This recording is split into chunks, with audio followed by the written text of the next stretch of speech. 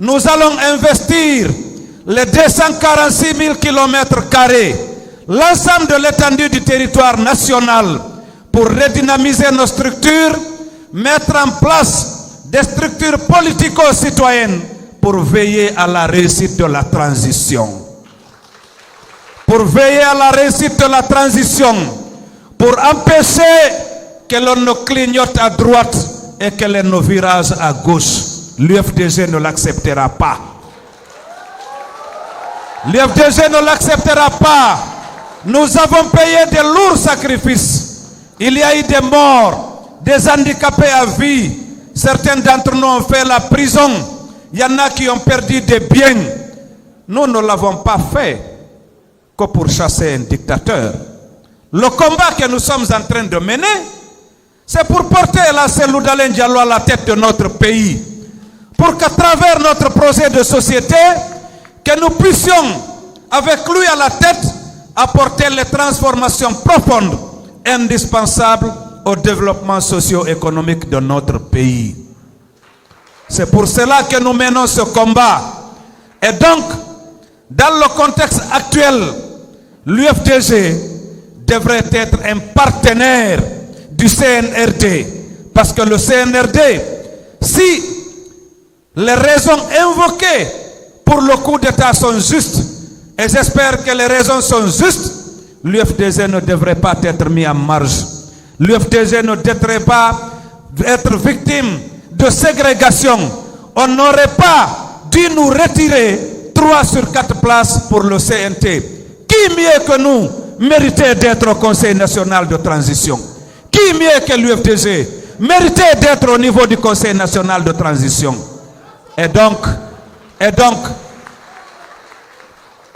qu'ils sachent que nous sommes mobilisés et déterminés plus que jamais à porter notre champion à la tête du pays.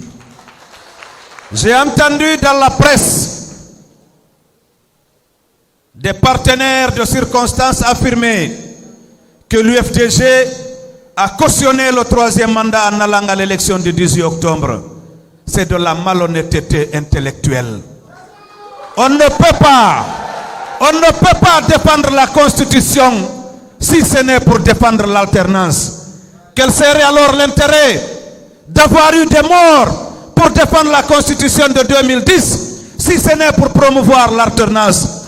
Comment peut-on accompagner la défense de la Constitution et refuser d'accompagner le candidat de l'alternance? C'est de la malhonnêteté intellectuelle.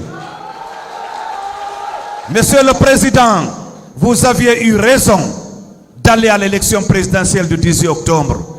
Parce que c'est le jour que cette décision a été prise que le sort de la dictature et du dictateur a été scellé dans notre pays. Et donc, l'affirmer, c'est être intellectuellement malhonnête. Mais dorénavant, Monsieur le Président, chers membres de la haute direction, nous sommes déterminés à ne plus laisser l'UFDG entre les mains des partenaires de circonstances. Nous demandons à la jeunesse de l'UFDG, aux femmes de l'UFDG, de se mobiliser, de s'organiser. Nous allons nous retrouver pour ensemble mettre en place une dynamique politico-citoyenne pour aider le colonel Mamadi Doumbouya à se défaire des faucons et des opportunistes qui risquent de conduire la transition dans le trou. Nous avons été témoins de l'histoire récente de notre pays. En 2007, nous étions parmi ceux-là qui se sont battus pour qu'il y ait le changement. Les gens ont clignoté à gauche, à droite, ils sont allés à gauche. Nous avons eu 2010. En 2010 également, nous avons assisté à un simulacre d'élection. Ce qui fait que jusqu'à maintenant, nous sommes dans cette situation.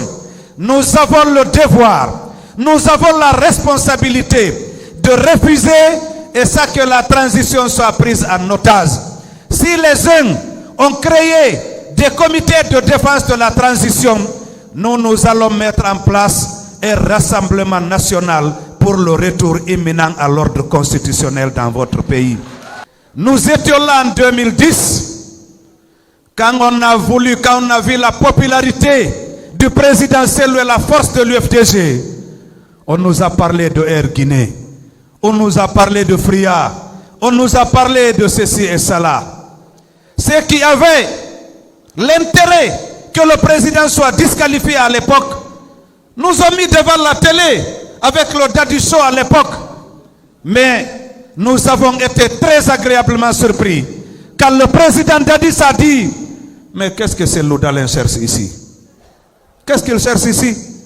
Il n'a rien à voir avec ça. Et donc rassurez-vous, si Dadis a affirmé clairement que le président est blanc comme neige, M. Alpha Condé, avec tout l'acharnement qu'il a eu contre l'UFDG, il n'allait pas faire de cadeau à ces Loudalen. S'il était coupable de quelque chose, il l'a cherché partout, partout. Et parce qu'il n'y avait rien, il n'a rien trouvé. Et donc aujourd'hui, comme mon ami Joachim l'a dit, nous souhaitons rapidement et vivement les audits pour que ce harcèlement s'arrête, pour que ce chantage s'arrête. Il faut que ce chantage-là s'arrête à jamais.